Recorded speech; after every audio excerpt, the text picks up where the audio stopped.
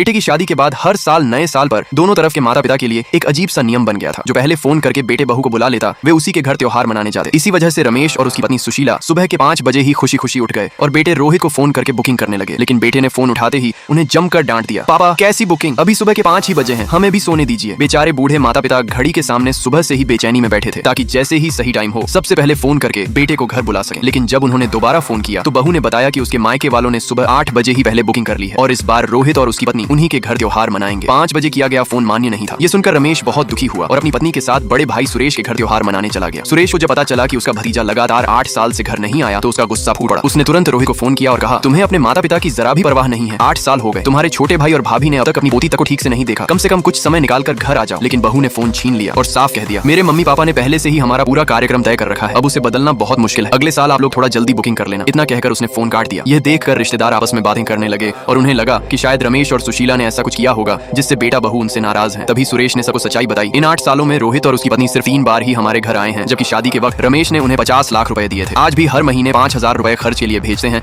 और जिस घर में दोनों रहते हैं वह भी आगे चलकर पोती के लिए अच्छे स्कूल वाले इलाके में देने का फैसला कर चुके हैं। फिर भी इन 8 सालों में हम जितनी बार बुलाते रहे वे एक बार भी खुशी से घर नहीं आए। अब बस बहुत हो गया, आज के बाद हम उन्हें कभी बुक नहीं करेंगे। अब हम अपनी जिंदगी अपने हिसाब से जिएंगे। ऐसा बेटा हमें नहीं चाहिए। दूसरी तरफ जो बेटा अपने माता पिता के घर जाने के लिए हमेशा बहाने बनाता था, वही अपने ससुराल में सास ससुर की खूब सेवा कर रहा था। तभी उसकी पत्नी ने उससे कहा, हमारी बेटी अब 5 साल की हो गई है, अगले साल उसे शहर के सबसे अच्छे स्कूल में एडमिशन मिलेगा या नहीं यह तुम्हारे माता पिता के उस अच्छे स्कूल वाले घर पर निर्भर है। इसलिए थोड़ा प्यार से बात करो और किसी तरह वह घर अपने नाम करवा लो। रोहित को भी उसकी बात सही लगी। उसे लगा कि वह घर का इकलौता बेटा है, इसलिए उसके माता पिता आखिरकार घर उसी को देंगे। ये सोचकर सास ससुर भी उसकी खूब तारीफ करने लगे और फिर उसकी पत्नी ने मौका देकर घर की बात सामने रखी। लाइक सब्सक्राइब कर देना, भगवान आपको बहुत खुशी देगा।